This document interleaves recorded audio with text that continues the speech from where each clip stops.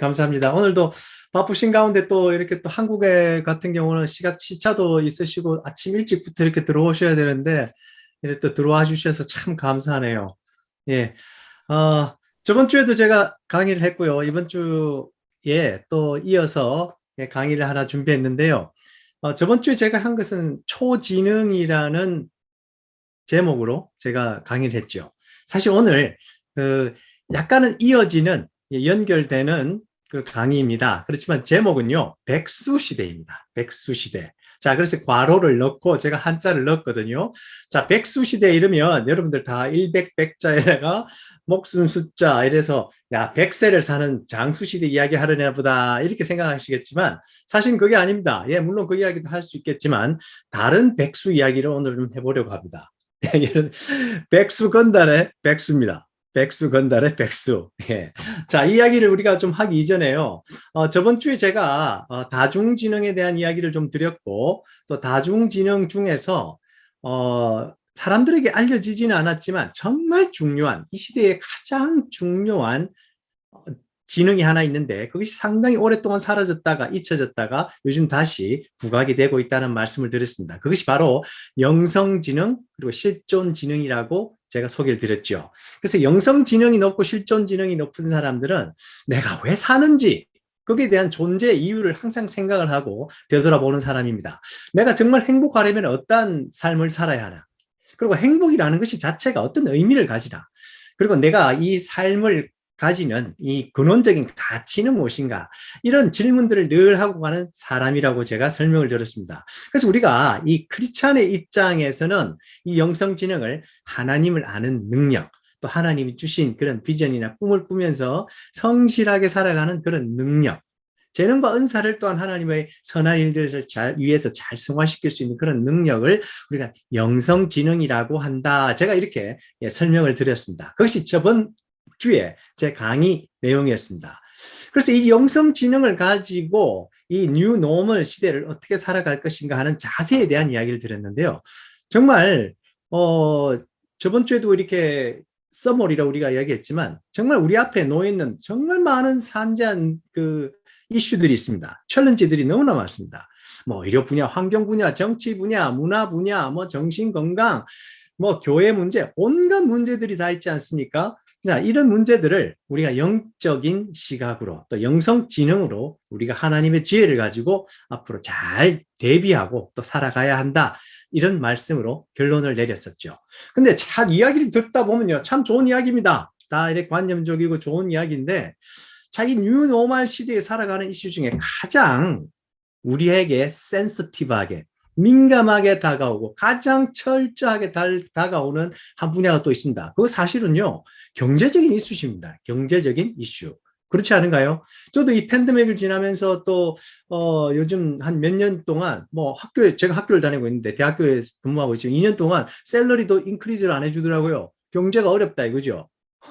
그런데 이 살아가는 물가는 여러분들 요즘에 어떻습니까? 아마 천정부지로 올라갑니다. 그죠? 여러분들 뭐 한국이나 미국이나 뭐 세계 어디나 지금 똑같은 이슈 아니겠습니까? 그래 물가는 자꾸 올라가고 화폐 가치는 없어지고 올라가지 않는 것은 월급밖에 없으니 이 참 살도리가 막연한 그런 세상을 우리가 살고 있습니다. 그래서 이 뉴노멀 시대에 정말 많은 이슈들이 산재해 있지만 우리에게 이 경제적인 이슈만큼 우리에게 이 정말 절실하고 또 민감한 이슈는 없으리라고 생각이 됩니다. 그리고 여기 이 이슈 앞에 서면요, 우리는 뭔가 그냥 작아지는 느낌이 듭니다. 실제로 우리 크리스찬들이 사실 굉장히 약한 부분이 한 가지 있다면요. 어떤 경제관념에 있어서 굉장히 상대적으로 일반인들보다 약하다는 생각을 늘 하고 삽니다. 우리 뭐 목사님들이나 이런 뭐 교계 지도자들이 뭐 이렇게 돈에 대한 이야기는 잘 하시지 않죠.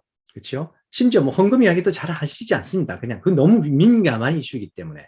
자, 그런데 이 뉴노멀 시대에는 우리가 경제적인 이슈에 대해서 이제는 이야기하지 않고는 안 되는 시점에 왔다는 생각이 듭니다. 자, 그래서요, 오늘은 주제가 좀 생뚱맞지만 백수시대입니다. 백수시대. 경제적인 이슈를 생각하다 보면 여러 가지 우리 단어들이 떠오르고 관념들이 떠오르는데요. 저의 머리에 가장 먼저 떠오른 것은 야, 이거 요즘에 정말 백수가 많아지는 경제적으로 참 힘든 고달픈 삶을 살아가는 그런 사람들이 많고 개인들이 많기 때문에 이 백수라는 개념이 백수 시대라는 생각이 제 머리에 번뜩 떠올라서 이 주제로 한번 정해봤습니다. 자, 그래서 오늘 강의의 중점 내용들은요. 자, 경제 전반적인 흐름을 한번 예상해 보는 겁니다. 제가 경제학자가 아니거든요. 자, 그래서 제가 지금 말씀드리는 것은 굉장히 저의 개인적인 의견이 많이 들어가고, 그리고 제가 경제 분야의 전문가가 아니기 때문에 여러분들이 이렇게 들으시면 돼요. 아, 내 동료 크리스찬이 자기가 그냥 공부하고 자기가 느낀 것을 오늘 나누는 시간이구나. 네, 그렇습니다. 예, 그냥 저희 개인적인 뇌피셜일 수도 있는 내용들도 있습니다. 그리고 해석들은 상당히 개인적인 거기 때문에 여러분들이 객관적인 걸로 받아들이실 필요가 없습니다. 그리고 동의하지 않으셔도 상관이 없습니다. 자, 그래서 우리가 이런 이야기들을 제가 좀 하게 되면요. 우리가 정말 우리의 지금 세상과 앞으로 다가오는 가까운 미래가 우리가 꿈꿔왔던 유토피아가 될 것인지, 이상적인 그런 세상이 될 것인지, 아니면 오히려 반대로 상당히 우울하고 불안정하고 그렇게 좀 오히려 비관적인 그런 세상이 될 것인가, 경제적인 관점에서 말입니다. 그래서 우리가 좀 예상해 볼 수 있고요. 이런 이야기들을 하다 보면 자, 우리가 정말 크리스찬들이 앞으로는 성경적인 어떤 경제관을 잘 이해하고 학습하고 또 정립을 해서 미래를 우리가 잘 준비하는 그런 자세와 노력이 필요할 것이다 하는 그런 이야기들 제가 하고 싶은 겁니다. 자, 그리고 백수 이야기를 하다 보면요. 백수들은 정말 시간이 많습니다. 그런데 백수뿐만이 아니고 앞으로는 사람들에게서 증가하는 여유 시간들이 많이 생길 것으로 예상이 됩니다. 그래서 이런 것들에 대한 이야기를 하고, 자, 오늘은 그래서 제가 어떤 문제 제기의 차원에서 이야기를 드릴 것 같습니다. 그리고 이 해답은 제가 없고요.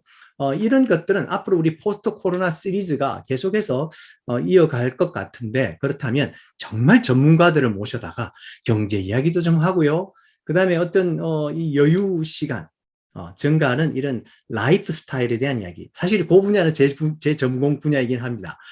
그 정신 건강 문제, 뭐 이런 것들을 앞으로 조금 더 디테일하게 우리 다루는 시간들이 있었으면 참 좋겠다는 생각이 듭니다. 네, 그 정도로 이해하시고 제 강의를 오늘 들어주시면 감사하겠습니다. 자, 그래, 우리가 오늘 백수로 시작을 했는데요. 자, 이건 백자의 손수자죠. 예. 하얀 손, 안에 손에 아무것도 지지 않은 빈손이다, 이런 이야기죠. 자, 빈손의 이야기. 자, 그래서 만 19세 이상의 성인이며 학생이거나 병력 이행 중이 아닌 사람들이야 됩니다. 그리고 직업이 없으면 우리가 소위 말하는 백수로 우리가 구분을 할 수 있습니다. 자, 학생은 백수가 아니죠. 군대에 가 있는 사람도 백수가 아닙니다. 직업이 없는 어른들, 백수가 되겠죠. 자, 유사어들도 있습니다. 우리가 제일 많이 쓰는 말은 실업자죠. 실업자인데 대학을 예를 들어 졸업하고 지금 단기적으로 직업이 없는 분들은 주로 우리가 취업 준비생이라고 이야기를 하죠. 취업을 준비하고 있다. 듣기가 훨씬 더 부드럽고 좋습니다. 또 완전히 실업자는 아니고 조금씩 몇 시간이라도 나가서 어디서 편의점에서 알바를 한다든지 어디 가서 잠깐씩 일을 하는 경우에는요, 아주 듣기 좋게 좋은 긍정적인 언어를 써서 프리랜서라고 부르기도 합니다. 듣기가 훨씬 좋죠. 네. 자, 이 백수라는 단어 자체에 사실 성별이 없지 않습니까? 그렇지만 우리가 우스갯소리로 또 신조어로 우리가 여성명도 만들어냈습니다. 요즘에는 그래서 여자 백수를 백조라고 부른다고 합니다. 백수와 백조. 어울리긴 잘 어울리는 것 같습니다. 아무튼 이는 백수 이야기를 하면요. 우리들의 이 관념들은 백수를 생각할 때 아유 안 됐다 하는 것보다는요. 우선은 굉장히 좀 부정적인 우리가 그 개념을 이미지를 많이 갖고 있는 것 같습니다. 자, 이런 그림이 있습니다. 백수 새끼. 이제 제가 요거를 한 것이 아니고요. 백수가 밥은 꼬박 새끼 다 차려 먹는다, 이런 뜻입니다. 그러니까 이 아주 뭐라 그러죠? sarcastic, 좀 영어로 말하면 sarcastic한 건데, 새끼 다 차려 먹는 아주 그냥 꼴보기 싫은 백수, 이런 뜻이 되겠지요. 그죠? 이런 또 그림도 있습니다. 이 사람 막 그냥 샤워하면서 인상을 팍 고뇌에 찬 얼굴을 하고 있습니다. 왜냐하면요, 엄마가요, 니 어디 가는데? 이렇게 물어본 겁니다. 그러니까 백수가 지금 샤워할 때 미칠 지경인 겁니다.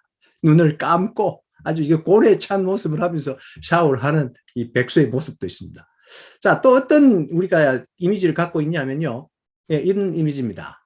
예, 고생하고, 예, 열심히 노력하고, 헌신하는 부모, 등골을 빼먹으면서 계속 집에서 인터넷이나 하고 게임이나 하고 있는 그런 아주 부정적인 그런 백수의 우리가 이미지들도 갖고 있습니다. 그래서 이렇게 총체적으로 보면요, 백수에 대한 우리의 그 관념들이 굉장히 부정적이다. 아, 백수는 상당히 우리가 어떻게 보면 이렇게 창피한 일이다. 이렇게 생각할 수도 있는 것 같습니다. 하지만요, 요즘에 백수가 항상 뭐 그렇게 불쌍한 존재들은 아닙니다. 여러분들 태어날 때부터 아주 큰 재산을 물려받고요. 또 이런 우리가 소위 말하는 금수저들 있죠. 그 사람들은 선택적인 자발적인 백수 생활을 하는 사람들도 많습니다. 세상이 참 공평하지 않죠. 그런 거 보면. 네. 아무튼 우리가 이 데이터로 볼 때도요. 금년 통계청에서 발표한 걸 보면요. 이 뭐 데이터를 숫자를 그렇게 보실 필요는 없습니다. 취업자 수는 급감을 했다. 예. 취업을 하는 사람이 요즘 거의 없다는 이야기입니다. 옛날에는요, 공개 채용을 해서요, 그 공개 모집, 그리고 매년 뭐 삼성, 뭐 현대, 대우, 옛날에 제가 학교 다닐 때만 해도요, 매년 한 기업에서 수천 명, 수만 명씩 대량으로 그냥 막 매년 딱 시간이 되면 막 뽑아갔었습니다. 요즘 그런 게 없죠. 그런 거 눈 뜨고 찾아볼 수 없고, 수시 채용, 겨우 몇 명, 1년에 뭐 한 디파트먼트에서 몇 명 추가 뭐지, 그 정도 수준밖에 없죠. 급감한 취업자 수. 예. 그거면 뭐 취업자 수가 급감했으면 반대로 예, 실업률은 당연히 뭐 엄청나게 큰 폭으로 상승하겠죠. 당연히 똑같은 이야기입니다. 그죠? 자, 지금 그렇게 취업자 수가 급감하고 있고 실업률은 큰 폭으로 상승하고 있다는 데이터들이 계속해서 나오고 있습니다. 자, 그러면 이런 실업자, 그리고 대량 백수들의 양산이 일어나는 근본적인 이유들은 무엇인가? Why? 왜 일어나느냐 말입니다. 그래서 제가 한번 그냥 혼자 정리를 해봤는데, 첫 번째는 코비드-19, 누구든지 다 우리가 예상할 수 있는 이야기입니다. 코비드-19이 우리 경제 전반에 미치는 영향은 너무나 지대하기 때문에 이것을 모르는 사람, 피부로 실감하지 못하는 사람이 없겠죠. 예, 당연합니다. 그래서 이 매일 노동뉴스에서 나온 한 자료인데요. 한국노총조합은 3,000명에게 서베이를 했습니다. 설문조사를 했습니다. 3,000명 조사면요, 상당히 신뢰성이 높은 조사지요. 예, 뭐 몇백 명도 아니고 3,000명이면 상당히 큰 숫자입니다. 이 통계학적으로도 굉장히 유효한 숫자들이죠. 자, 그래서 물었습니다. 코로나19와 신기술 도입으로. 자, 두 가지 이야기가 나오죠. 코로나19와 또 신기술 도입. 신기술 도입이라는 건 요즘 우리가 항상 이야기하고 있는 4차 산업에 관계되는 그런 테크놀로지, 그런 날리지 기술들이죠. 이런 도입이 한꺼번에 밀어닥쳤는데, 그러면 우리 사회는 앞으로 어떻게 변화할 것이냐? 어떤 것이 가장 큰 문제일 것이냐? 이렇게 물었더니, 예, 당연합니다. 예, 일자리 감소 1등입니다. 1등. 예, 이 시대에는 일자리 감소가 1등이랍니다. 가장 큰 문제고 가장 크게 변할 문제다. 자, 이게 87.6%가 이야기를 했다면요. yes, 그렇다. 일자리 감소가 가장 큰 문제다. 이렇게 이야기를 했다면 나머지 뭐 12%는 사실 모르겠다 응답한 사람도 있을 것이고요. 그냥 뭐 I don't care. 난 뭐 상관 안 해. 대답을 안 한 사람도 있을 거고요. 아주 소수가 뭐 일자리가 뭐 문제야. 이렇게 이야기하고 지나갔을 거라는 거죠. 그렇다면 거의 모든 사람들이 똑같이 느끼는 우리 사회의 변화는 일자리 감소라는 거죠. 굉장히 신빙성 있는 자료라고 생각합니다. 그 나머지도 뭐 다 연결되는 겁니다. 예, 비대면 서비스 확대, 당연히 우리가 그렇게 되었죠. 일하는 방식 완전히 바뀌었죠. 빈부격차, 이것도 참 재밌는 얘기죠. 아까 좀 있으면 제가 또 이야기를 할 텐데, 빈부격차는 훨씬 더 심화가 되고 있습니다. 비정형 노동자 증가라든지, 비정규직, 당연히 증가를 하고 있습니다. 임금 저하, 노동시간 단축. 자, 이런 것들이 여러 가지가 있지만 다시 한번 말해서 일자리 감소는 누구든지 체감하고 있는, 그리고 누구든지 예상하고 있는 우리 사회의 변화라는 것입니다. 자, 그래서 또 이분들이 이야기한 것 중에 아주 그 의미심장한 것이요. 10명 중에 7명, 70%가 대답하기를 코로나19 이전으로 우리는 아마 돌아가지 못할 것이다. 완벽한 회복은 되지 못할 것이다. 예상을 하고 있고요. 이분들이 앞으로 바라는 것. 자, 이런 상황에서 야, 우리는 경제 성장을 원한다 하신 분들은 30%가 안 됩니다. 그렇지만 자, 이런 어려운 상황을 지날 때 오히려 우리에게 필요한 것은 복지의 확대다. 이렇게 이야기하시는 분은 40%가 넘었습니다. 예, 우리에게 주는 시사점들이 여러 가지 있는 거죠. 자, 또 두 번째 이유를 설명하자면, 예, 또 반복적인 대답이지만 4차 산업혁명입니다. 당연한 이야기입니다. 모든 것이 이제 테크놀로지 중심으로 예, 자동화가 되고 있고, 예, 그 다음에 우리가 어떤, 이 테크놀로지를 가진 사람들이 이 산업혁명을 주도하고 있기 때문에 그렇지 못한 사람과 이 산업혁명을 주도하는 사람들과의 부익부 빈익빈 상태의 그 상황은 계속해서 증가될 수밖에 없는 거죠. 인공지능, 예, 가상현실, 사물 인터넷, 또 뭐 더 들려면 블록체인 기술, 또 빅데이터 기술. 여러분들, 우리 지금 여기 몇 분 들어와 있는지 제가 지금 확인도 안 되지만 우리가 이런 것들에 대한 우리가 어떤 기술력을 이미 갖고 계신 분들 거의 없으지 않습니까? 저도 뭐 학교에서 계속 학생들을 가르치고 계속해서 뭔가를 계속 업데이트하고 있지만 그럼에도 불구하고 4차 산업에 대한 그런 핵심 기술들은 저한테 아직도 너무나도 생소한 기술들입니다. 감히 접근하기 힘듭니다. 제가 주도를 할 때게 하겠습니까? 예, 그렇죠? 자, 이렇다면 이것을 주도해 나간 사람들과 이 기술과 이 지식을 가진 사람들 아주 소수입니다. 아주 소수입니다. 저도 이제 우리 학교 학생이 캘스테이 롱비치에 4만 명 있습니다. 4만 명. 4만 명 중에요. 컴퓨터와 블록체인 기술 이런 사물 인터넷을 공부를 하는 학생의 숫자는 4만 명 중에 불과 뭐 100명이 100명도 안 되는 겁니다.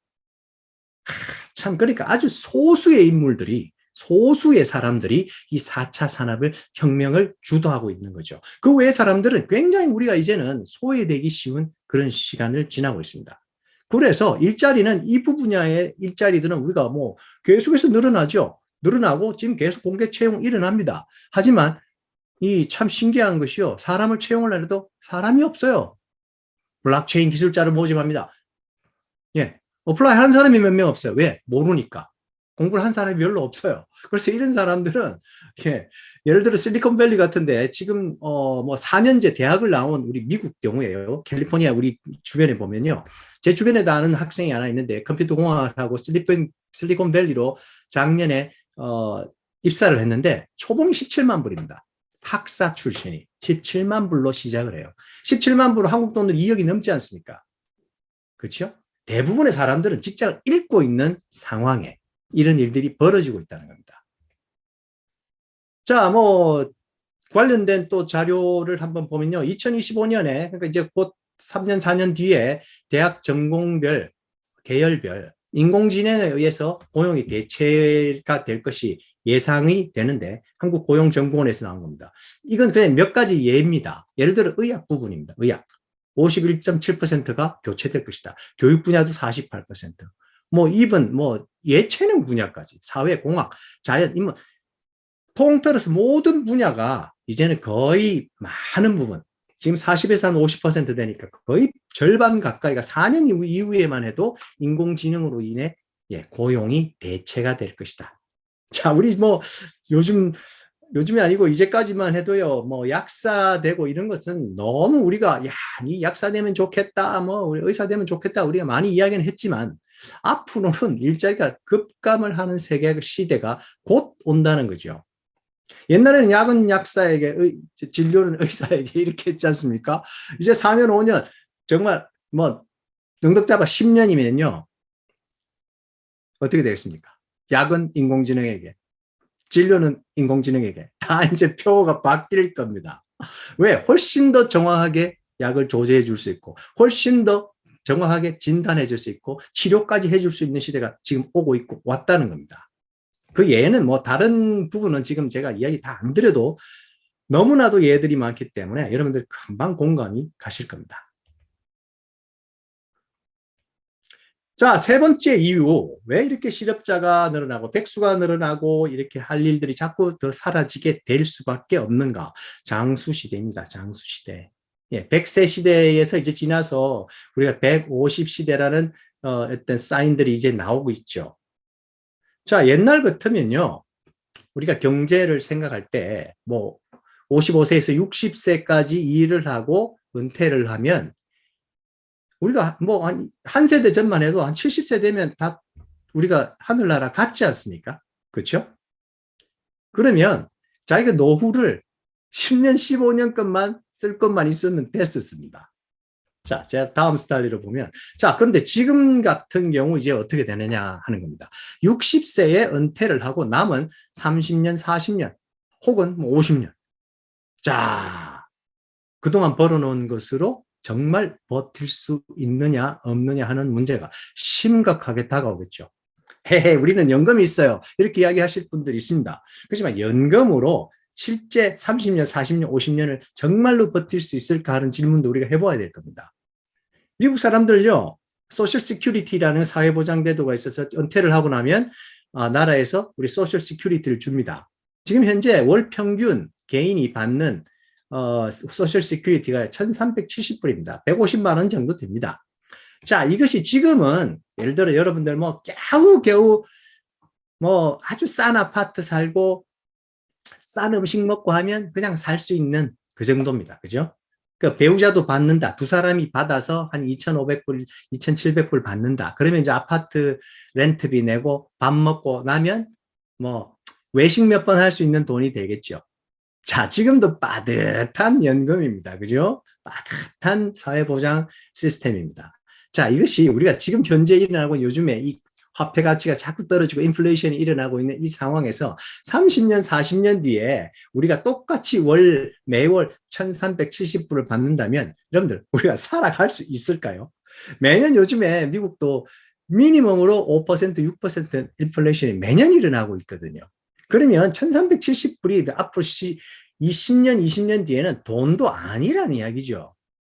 연금으로 버틸 수 있는 시간이 이제 오지 않습니다. 그죠? 이거는 아주 상당히 객관적으로 이야기를 드린다고 할 수 있겠습니다. 자, 그래서 이런 정년 이후 우리가 오래 사는 것도 이제는 참 큰 문제라는 거죠. 아주 큰 문제가 되어버리고 말았습니다. 자, 그래서 전반적인 흐름을 우리가 예상을 하자면요. 적어도 팬데믹 이전에는 그래도 유토피아와 디스토피아를 바라보는 시각이 굉장히 그래도 팽팽히 맞섰습니다. 아니야, 앞으로 더 좋은 세상이 올 거야. 경제적으로도 우리가 더 잘 살게 될 거야.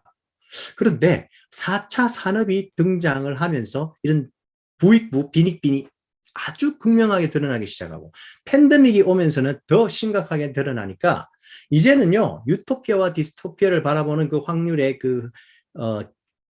뷰포인트들이 상당히 이제는 많이 바뀌었습니다.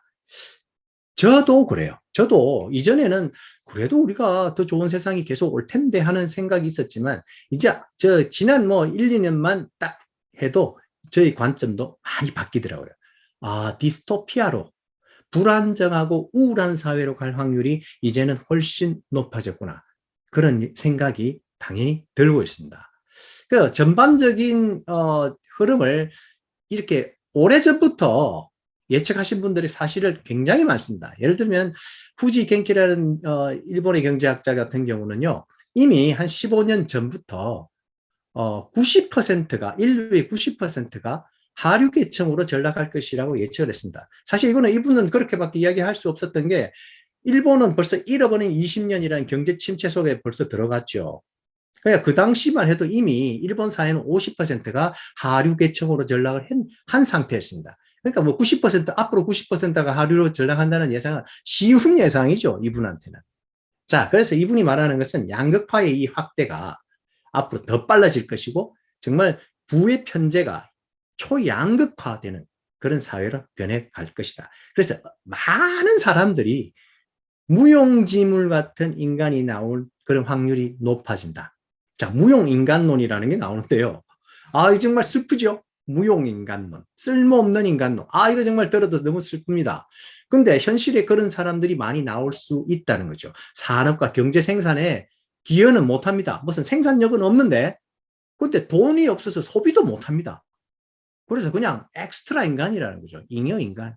자, 이런 우리 무용 인간론이라는 슬픈 단어까지 이게 쓰게 되고 있는 현실이라는 거죠. 자, 또 뭐 우리 동아일보 같은 경우에 최근에 나온 이 10월 달에 며칠 안 됐죠. MZ 세대 자산이 양극화가 정말 심각하다 이렇게 돼서 나왔습니다. 위에 거 보지 마세요. 뭐 85억 기부한 미녀선 이거 아니고요. 지금 밑에 MZ 세대 이거 이야기합니다. 예, MZ 세대 자산 양극화가 심화가 됐는데 얼마나 심화가 됐느냐?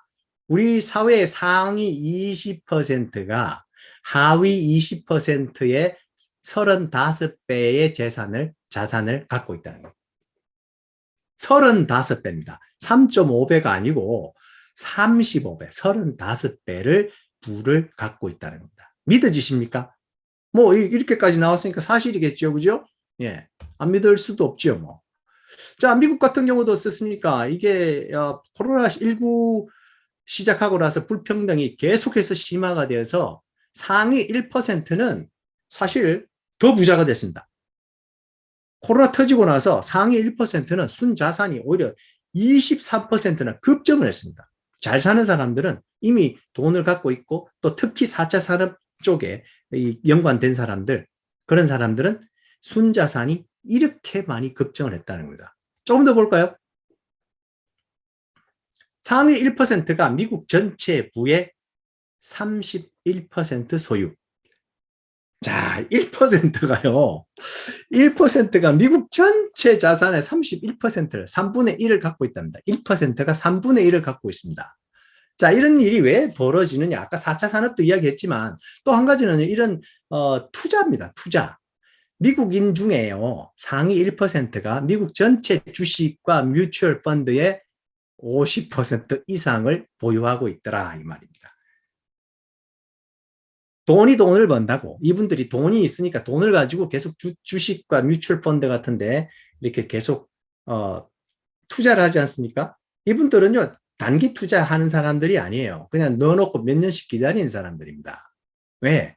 당장 돈을 빼서 쓰지 않아도 되는 여윳돈이 많기 때문이죠. 자, 이렇게 넣어놓으면요, 거기다 우량주에다 넣어놓으면요 정말 돈을 법니다. 여러분들 뭐 애플이나 구글이나 테슬라나 이런 데다가 여러분들 주식 투자 몇 년간 해놓으신 분들은요 수십 배 수백 배 올라갔습니다. 돈을 버는 게 너무 쉬운 세상이 돼버리죠. 그렇죠? 예. 또 상위 10%의 보유 비중이 87%, 거의 다입니다. 예, 거의 다. 미국 상위 10%가 이 전체 주식과 뮤추얼 펀드 가진 것은 전체 보유량의 거의 90%라는 이야기입니다. 돈을 가진 사람이 계속 돈을 벌고 나머지는 계속 가난해지고 있는 상황입니다. 자, 한국도 뭐 또 어저께 나온 거죠. 20대 근로자의 40% 비정규직. 문정부 들어서 그렇게 우리가 정규직 모두 정규직으로 바꾼다고 그렇게 이야기를 많이 했는데 불구하고 오히려 계속 늘어납니다. 오히려 이제 너무 늘어나가지고 40%가 비정규직이죠. OECD 국가 중에 아마 비정규직 퍼센티지 가장 높을 겁니다. 근데 이거 뭐 어쩔 수 없는 일이죠. 뭐 문정부가 잘못했다, 뭐 잘했다 이 문제가 아니고 이거는 이 지금 사회 구조와 그다음에 이 시대가 그렇게 될 수밖에 없는 상황이 되고 있는 거죠. 자, 그러다 보니까 이런 단어 정도는 우리가 하나 배우고 넘어가면 좋겠습니다. 요즘 우리 이런 세대, 이런 상황을 표현하는 경제학 용어 중에 하나가요. 기그 이코노미입니다. 기그 이코노미. 자, 좀 뭐 생소한 단어긴 한데요. 기그 이코노미라는 말을 알려면요. 기그라는 단어를 알아야죠. 기그. 기그라는 말은 아주 옛날에 미국 재즈 클럽에 이렇게 사람들을 뭐 색소폰도 불고 베이스 기타도 치고 드럼도 치고 할 수 있는 그런 사람들을 풀타임으로 공용을 할 수는 없지 않습니까? 이런 사람들은 풀타임이 뭐가 필요해요? 공연할 때 그때만 오면 되니까. 그래서 일시적으로 야 월요일에 와라, 수요일에 와라, 금요일에 와라, 야 5시부터 7시야. 이렇게 일시적인 업무를 주는 것을 그런 용어를 기그라고 이야기합니다. 기그. 아주 일시적인 업무. 그래서 그 일시적인 업무를 하는 사람은 기그 워커죠. 기그 노동자. 예. 그래서 이거는 뭐 일반적으로 계약직이나 프리랜서들을 이야기하고 단기간에 일을 맡기는 경제 방식을 기그라고 이야기합니다. 그래서 이 기그 이코노미가 요즘에는 뭐 이건 미국뿐만이 아니고 전 세계로 기그 이코노미가 계속해서 증가되고 있는 그런 상황입니다. 자, 뭐 기그 워커의 예를 하나 더 들면요. 요즘 현대에 와서는 한번 생각해 보세요. 집에 있으면서 맨날 뭐 음식 배달시키고 택배 주문시킵니다. 근데 이것은 풀타임으로 하는 사람들도 있지만 그때 나가서 하시는 분들도 있어요. 특히 음식 배달 같은 경우는 점심시간, 저녁시간, 야식시간 이런 데 딱 맞춰갖고 몇 시간씩만 나가서 일하는 겁니다. 기그 워커의 예지요. 예. 자, 이런 기그 워커, 그 다음 기그 이코노미가 요즘에 아주 크게 큰 대세가 되고 있는데요. 뭐, 하나의 또 우리가 참고적으로 이야기하자면, 이런 기그 워커의 장단점이 많죠. 아주 뭐 장단점이 많은데 자유롭게 일을 할 수 있습니다. 그리고 요즘 뭐 플랫폼들이 많으니까 앱을 통해서 앱에서 주문하는 거 그때 배달하는 것 이런 것들 아니면 자신이 뭐 이렇게 4차 산업의 블록체인 기술자다 이러면요 그때 시즌을마다 이 회사에 한번 한 3개월 또 이 회사에 뭐 몇 개월 이 회사에 뭐 몇 주 이런 식으로 자기의 그 재능을 통해서 이렇게 일시적으로 잠시 가서 프로젝트 하나씩 맡고 그때마다 큰 돈 한 번씩 벌어 이런 고급 기그 워커들도 있을 수 있습니다. 자, 그런데요. 사실 뭐 딱 정확하게 소속된 직장은 없잖아요. 그리고 한 군데 딱 들어가 있는 것이 아니니까 미칠 지경입니다. 어떨 때는. 일감이 많을 때도 있겠지만 일감이 없을 때도 있어요. 그렇죠? 스스로 일감을 만들어내야 되는 고통이 있고요. 그 자기가 한 만큼 제공한 노력과 노동력과 그 시간에 따라 시간당 아니면 뭐 일별로 주급으로 딱 그때 비용을 받을 수밖에 없는 아쉬움이 있고 뭐 다른 혜택은 없겠죠. 나중에 노후 재책 이런 거 없습니다. 그때 많이 그냥 벌어놓는 수밖에 없습니다. 연금 같은 거 당연히 안 들어주죠. 뭐 헬스 인슈런스, 건강보험 들어줄 리가 없죠. 그죠? 예, 그래서 이런 장단점들이 많은데 사실 고급직의 기그 워커 외에는 다들 오히려 굉장히 불안정하고 힘든 생활을 할 수밖에 없다는 그런 단점이 있습니다. 자, 뭐 몇 가지만 더 데이터를 말씀을 드린다면요. 21년 만에 최악의 실업률이다. 그래서 백수 이야기를 오늘 제가 하는 겁니다. 예. 자, 최근에 나온 책 중에 또 베스트셀러가 된 책이 한 권 있는데 이것은 세라 캐슬러라는 분이 쓴 직장이 없는 시대가 온다. 예, 지금 시대에 딱 맞는 제목이죠. 직장이 없는 시대가 온다. 그래서 금방 말씀드린 기그 이코노미. 기그 이코노미로 인해서 이제 소득이 너무 불안정해지고 가난한 사람들이 너무 많이 생겨난다. 첫 번째. 두 번째는 그렇기 때문에 정부가 그리고 이 사회가 복리후생을 더 강화해야 할 것이다 하는 그런 이야기들을 하고 있습니다. 자, 우리나라에서도 아주 재미있는 책이 나왔죠. 백수는 인류의 미래다. 백수가 인류의 미래다. 그러니까 이 말은요, 이제 미래에는 정말 백수들이 생각보다 훨씬 더 많이 늘어날 것이다. 그래서 한 가지 또 용어를 설명하고 있는데요. 그것이 precariat이라는 이야기입니다.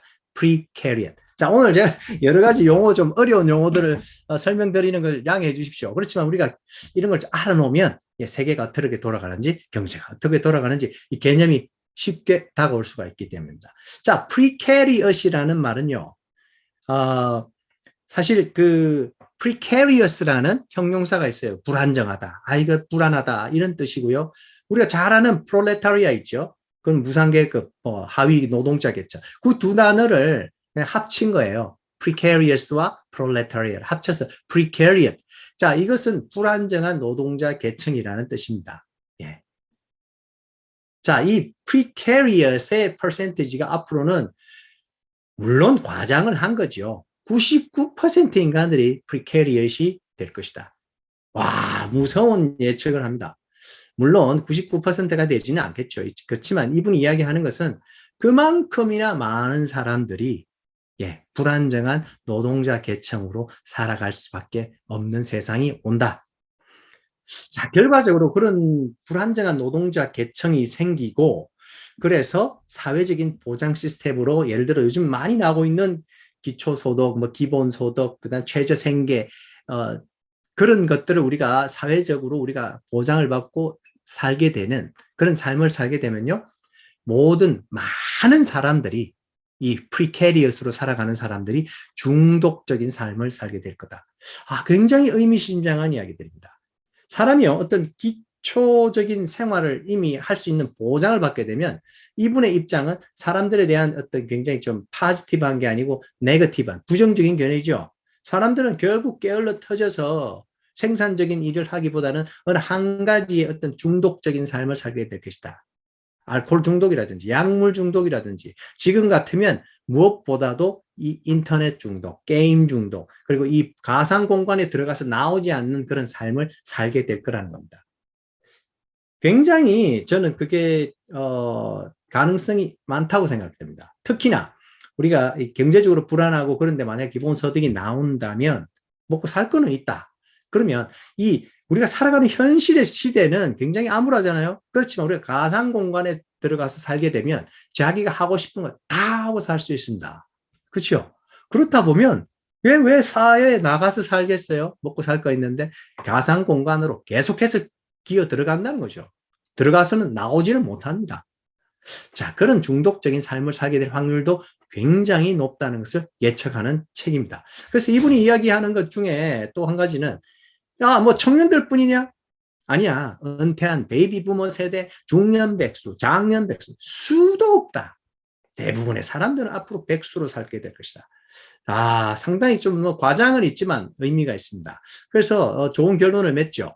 자, 이렇게 백수로 살아갈 우리가 사람들이 많을 텐데 우리가 그렇게 중독적인 삶, 부정적인 삶으로 우리 삶을 끝내서는 안 된다. 자신의 삶을 우리가 능동적으로 경영할 수 있는 그런 파지티브한 프리랜서로 우리가 살아가야 한다. 그런 제안을 하고 이 책은 결말을 맺고 있습니다. 우리에게 주는 시사점이 굉장히 많죠. 자, 그래서 제가 지금까지 참 여러분들한테 그 안 좋은 소식들을 많이 드렸습니다. 물론 여러분들 이미 다 뭐 공부도 하시고 소식을 들어서 알고 계시겠지만, 자, 그렇다면 이 요점이 뭔가입니다. 지금까지 제가 말씀드린 것들의 요점은 이제는 정말 새로운 경제의 패러다임, 새로운 경제의 뉴노멀 시대가 오고 있다는 겁니다. 자, 자동화 시스템 이야기했죠.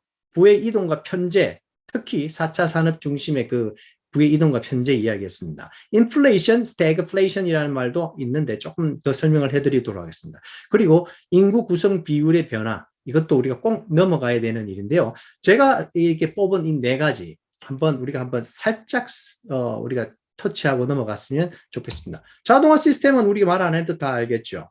모든 것들이, 많은 것들이 이제 자동화 시스템으로 바뀌고 있습니다. 사람들의 그 단순 노동, 특히 단순 노동이나 단순 생산직, 제조업에 있는 그런 일들은 정말 앞으로 자동화 시스템에 의해서 그 일자리가 없어지는 건 시간 문제라고 우리가 보아야 할 것입니다.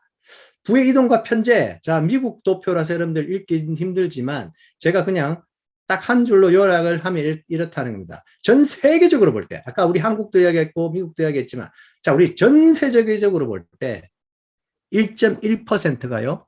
세계 자산의 거의 반을 갖고 있습니다. 1%가. 세계의 1%의 인구가 세계 자산의 거의 반을 갖고 있습니다. 자, 이 퍼센티지가 앞으로 늘어날까요? 줄어들까요? 어떻게 될지 모르겠죠. 자, 이걸 보면요. 아, 참 기가 막힙니다. 세계 최고 부자 한 10명 우리가 이렇게 올해 2021년에 지금까지의 순입니다. 1등 테슬라의 일론 머스크, 2등 아마존의 제프 베이조스. 아마존 제프 베이조스가 최근까지 계속 1등 달리다가 일론 머스크한테 완전히 역전을 당했습니다. 빌 게이츠 몇 년 전만 해도 부동의 1위였지만 지금 3위밖에 못하고 있죠. 페이스북의 마크 저커버그가 5위. 뭐 세계의 가장 유명한 투자 회사의 또 CEO인 워렌 버핏은 밀려난 지 오래됐죠. 벌써 7위. 그 다음에 뭐 구글의 레리 페이지, 세르게이 브린 이런 사람들이 8위, 9위. 그 다음에 오르클의 12위. 뭐 우리 예를 들어 삼성 이재용 회장 49위에 들어가 있네요. 자, 이렇게 보면 여러분들 지금 한번 보세요. 예, 회사들을 쭉 보면요. 자, 루비똥 회사 제외하고 그다음에 중국의 농프산 취안이라는 것은 이거 저기 뭐 물 회사예요, 물. 자, 이 두 회사를 빼고는 다 4차 산업에 관계되거나 자산 사업에 투자 사업에 관계되는 겁니다. 자, 그러니까 이 부에 누가 돈을 가져가는지 그림이 확 보이죠. 거의 다 이제는 대세가 뭔가 하면 4차 산업과 관련되는 사람들이 돈을 다 가져간다는 이야기입니다. 자, 일론 머스크 1950억 달러. 자, 이게 달러로 돼 있으니까 그다 억자 붙어 놓으니까 이게 도대체 이 사람이 대충 얼마 버는지 감이 잡히십니까 이게? 감도 안 잡히죠. 1950억 달러? 재산이 1900억, 2000억 달러다. 지금 이거 1월 달에 나온 거고요. 10월 달에 이 사람 2100억 달러 됐습니다. 2100억 달러. 시간만 지나면 계속 돈을 더 많이 버는 사람이에요. 자, 2100억 달러 같으면요. 지금 한국 돈으로 아마 260조, 270조 그 정도 될 겁니다. 그러면 우리나라 1년 예산, 우리나라 국민 전체가 쓰는 국민 예산, 1년 예산의 한 반 정도 된다는 이야기죠. 예, 혼자 다 갖고 있습니다. 그런 돈을. 자, 일론 머스크 같은 사람들의 이야기는 우리가 조금 더 이야기해 봐야 돼요. 자, 이 사람이 돈을 어떻게 가지고 가느냐. 자, 이 사람 페이팔로 유명한 사람인데, 이 사람 페이팔 뭐 안 쓰는 사람도 계시지만 참 많이 쓰죠. 전 세계에서. 그 온라인 결제 시스템. 그 당시에는 혁명적인 온라인 결제 시스템이었습니다. 지금은 벤모도 있고 뭐 여러 가지 있는데, 자, 페이팔 만들어서 돈 벌었죠. 지금 우주 산업하고 있죠. 스페이스 X. 전기차는 뭐 물론 이 사람 뭐 별명 아닙니까? 테슬라. 예, 일론 머스크 하면 테슬라. 예, 그 다음에 뭐 또 태양광. 그 다음에 인공지능 이 사람 또 연구 엄청나게 하죠. 지금 뇌와 컴퓨터를 연결하는 뉴럴 링크라는 또 4차 산업 하고 있습니다. 그 다음에 뭐 이제 모든 그 교통을 아예 지하를 뚫어서 지하에다 다 만들자 이런 그 프로젝트도 하고 있고요. 전 세계 사람들 뭐 아프리카고 뭐고 돈 없는 사람 이런 사람들 뭐 케이블만 못해서 인터넷 못 쓰는 사람들을 위해서 전 세계 사람들을 위한 인공위성 띄워가지고 자기 인공위성 가지고 전 세계 인터넷 보급하겠다는 스타링크라는 프로젝트도 하고 있습니다. 참 어마어마한 사람이죠. 예, 어마어마한 사람입니다. 뭐 이분이 하고 있는 모든 산업을 제가 긍정적으로 보지는 않습니다. 예를 들어 뇌 컴퓨터 인터페이스, 뉴럴링크 같은 거는 굉장히 신의 영역에 도전하는 굉장히 위험한 어떤 프로젝트 중에 하나라고 볼 수도 있기 때문입니다. 자, 뭐 그런 평가들은 또 나중에 하게 되고요. 예를 들어 또 페이스북, 아까 뭐 5위였나요? 페이스북에 이 사람 아주 젊은 사람이죠. 마크 저커버그. 지금 이 사람 84년생인가 그래요. 그러니까 뭐 이제 불과 37세, 30대예요. 딱 봐도 젊죠. 얼마나 젊습니까? 근데 이 사람의 페이스북을 해서 지금 전 세계 이용자 수가 27억 몇 명에서 대충 28억입니다. 28억 명이 페이스북을 쓴다고요. 자, 근데 올해 이 사람들이 암호화폐 만들었습니다. 이미 DM이라는 이름으로. 자, 이 블록체인 기술을 이용한 DM이라는 이 코인을 앞으로 쓰게 된다면 이용자 수가 28억 명에 달하는 페이스북 유저들이 그 중에 뭐 몇 퍼센트만 쓴다 해도 자, 마크 저커버그가 앞으로 주게 될 이용할 수 있는 자산의 그 규모는 우리가 어떻게 감히 상상을 할 수 없다고 볼 수 있습니다. 그렇죠? 자기들이 직접 관리하는 페이스북이 직접 관리하는 중앙화된 그런 자산 시스템이 이용이 되는 겁니다. 그리고 이걸 통해서 이제 페이스북에서 우리가 서로 누구 장로님, 누구 목사님, 선교사님 하면서 페이스북을 통해서 DM이라는 이 암호화폐를 다 서로 교환하고 돈을 주고 받고 다 할 수 있다는 세상이 왔다는 것이죠. 참 어떻게 될지, 예, 자산의 앞으로 그 분배와 이동이 어떻게 될지 참 궁금하기 그지없습니다. 자, 인플레이션과 스태그플레이션 많이 이야기 안 해도 여러분들 다 아시죠? 인플레이션 지금 우리가 물가 10,000원 들고 나가서 요새 먹을 것도 없지 않습니까? 10만 원 들고 나가서 마트 가서 살 게 없어요. 그렇죠? 물가 상승은 엄청나고 우리 또 돈의 가치는 자꾸 줄어들고. 자, 이거 정도면 그나마 견딘다 하지만 스태그플레이션까지 일어나면 정말 이제는 큰일입니다. 해답이 없어지는 시간도 오게 됩니다. 그런 나라들이 많이 벌써 있죠. 스태그플레이션이라는 건요, 경제는 계속 나락을 걷고 그 대신에 물가는 계속 치솟는 겁니다. 살 수 없는 시대가 되는 거예요. 베네수엘라 같이 되는 겁니다. 예. 자, 마지막으로 드릴 그 예화는요, 인구 구성. 우리 잘 알고 있지만 우리의 아이들이 요즘에는 숫자가 너무 줄었습니다. 여러분들 여기도 보시다시피요, 여기 보라색은 나이 드신 분들입니다. 65세 이상은 이렇게 계속 증가를 하고요, 퍼센트지가. 그 다음에 이 초록색은 아이들이죠. 아이들 숫자는 이렇게 줄어서 퍼센트지가 이렇게 약합니다. 그렇죠?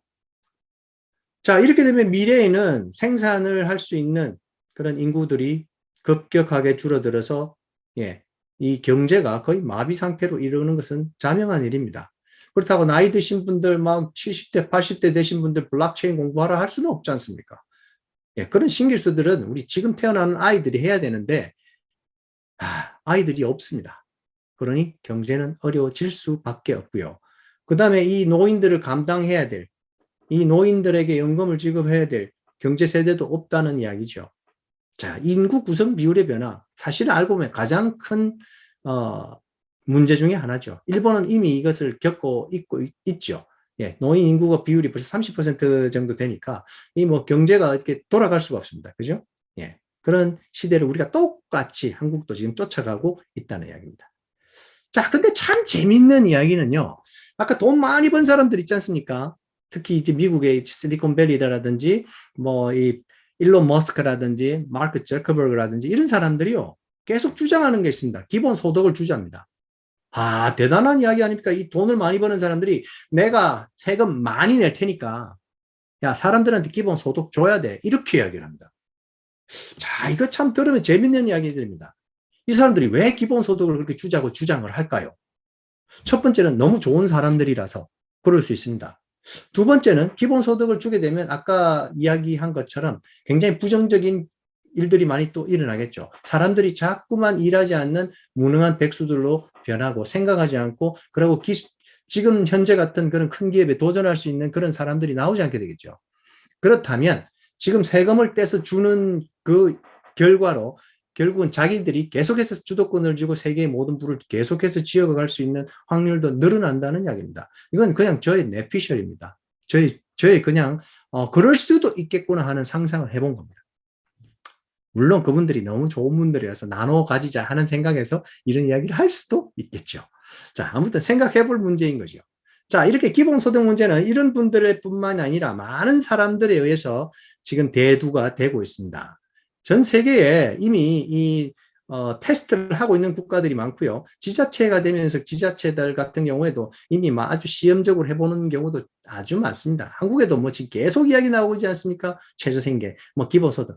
예, 뭐 지금 여당이나 야당이나 똑같이 후보들이 똑같이 하는 이야기가 기본소득 이야기 아닙니까? 이렇게 테스트를 하는 시대가 되었다는 거죠. 미국도 유권자들에게 조사를 해보면요. 예전에는 팬데믹 이전에는 기본소득을 줘야 된다는 사람들이 조금 다소 적었지만 팬데믹 딱 지나고 나서는 야, 이제 기본소득 줘야 돼. 이렇게 하는 사람들이 이렇게 많이 늘어났습니다. 69%, 뭐, 예, 47%, 나이 많으신 분들도 이제 한 34%, 젊은 층은 뭐 절대적이고요. 젊은 층들은 이제 기본소득 달라, 내놔. 이렇게 대놓고 이제 기본소득을 요구하고 있습니다. 자, 세상이 이렇게, 예, 바뀌고 있습니다. 자, 이 이야기는 제가 스킵을 넘어가도록 하겠습니다. 시간이 좀 많이 가기 때문에 기본소득이 뭐 좋다, 안 좋다, 우리 뭐 여러 가지 예, 장단점들이 많은데 이 부분들은 여러분들이 혼자 생각해 보시면 될 것 같습니다. 예, 찬반이 참 많죠, 그죠? 자, 그래, 이제 결론을 내리고 여러분들에게 몇 가지 문제점을 같이 생각해 볼 것들을 말씀드리고 예, 정리를 하려고 합니다. 몇 가지 요점을 정리를 결론으로 하자 보면요. 이제 앞으로 일반 서민들에게는 유토피아보다는 디스토피아의 세상이 올 확률이 더 크다. 저의 결론입니다. 자, 4차 산업혁신 기술 외의 일자리들은 분명히 현저하게 줄어들 것이다. 그렇다면 4차 산업기술의 그런 기술을 가진 사람들은 예, 일자리도 잘 구하고 돈도 많이 벌고 계속해서 호황을 누리게 될 것이다. 반대적인 이야기죠. 자, 심각한 경제적 양극화 현상 당연히 계속 일어날 것입니다. 자, 일하는 시간 자체가 많이 앞으로는 줄어들고 반대로 여유 시간들은 점점 많아질 것입니다. 그럼 이 여유 시간들을 과연 어떻게 우리가 사용할 수 있을까 하는 문제들도 앞으로는 우리가 생각해 봐야 될 문제고요.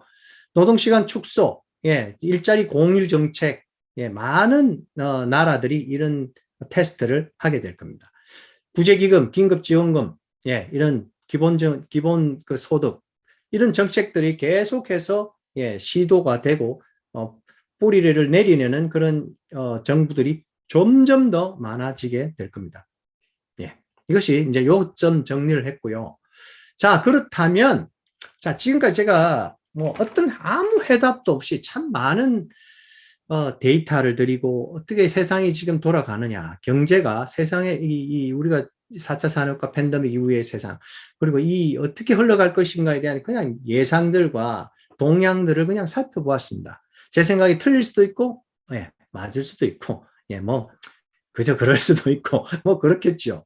어쨌든 자, 이런 포스트 코로나 포럼을 통해서 제가 이런 문제점들을 제기하는 이유들은요, 앞으로 우리가 이것들에 대해서 좀 더 깊게 생각하고 좀 더 많은 전문가들을 불러서 함께 이야기하고 솔루션을 찾아보고 함께 고민해 보자는 겁니다. 그래서 예를 들면요, 이런 것들입니다. 자, 우리가 경제, 특히 크리스찬들은 경제를 굉장히 도외시하고 별로 그 돈 이야기를 하는 것을 도외시했습니다. 그렇죠? 예를 들어 주식 투자라든지 부동산 투자라든지 요즘 나오는 코인 투자, 크립토 커런시 같은 거에 대해서는 일체 함구하고 있습니다. 과연 우리가 그렇게 함구하고 도외시하는 것이 올바른 자세일까? 한번 우리가 생각을 해봐야 될 것 같아요. 그래서 성경적 경제관을 우리가 학습하고 정립하고 미래를 좀 더 주도적으로 우리가 이제는 준비하는 자세가 필요하지 않을까? 도외시하는 것이 아니라 오히려 더 많이 도전하고 거기에 대해서 전문가들이 더 많이 나오고 그것을 오히려 우리가 주도해 갈 수 있다면, 그리고 크리스찬들이 그런 북의 중심에 설 수 있다면 얼마나 좋은 일들이 많이 일어날 수 있을까요? 그런 생각을 해봤습니다. 자, 그래서 그렇다면 우리 개인들의 경제 전략들도 너무 중요하다는 겁니다. 맨날 하나님이 보급해 주실 겁니다. 하나님이 다 먹여주시고 까마귀가 다 해결해 줍니다. 물론 그렇습니다. 예, 저희 아내도 지금 무료 상담사하고 있는데 정말 까마귀가 계속 물어다 줍니다. 그런 일이 벌어집니다. 하나님의 사업을 하다 보면요.